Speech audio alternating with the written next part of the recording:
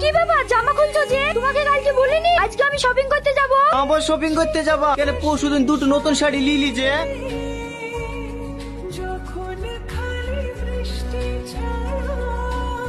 এই কাশি আর শাড়ি আছে, দুটো শাড়ি কিনতে কাশির কোটা শেষ না। ওরে আজকে দেখা প্রত্যেকদিন চারটি করে শাড়ি লেসে দেয়। ওর বাচ্চা টেনতে সেইটা পরে আমার বাপ মাকে কি দেখি তোর সাথে বিয়ে দিয়েছিল।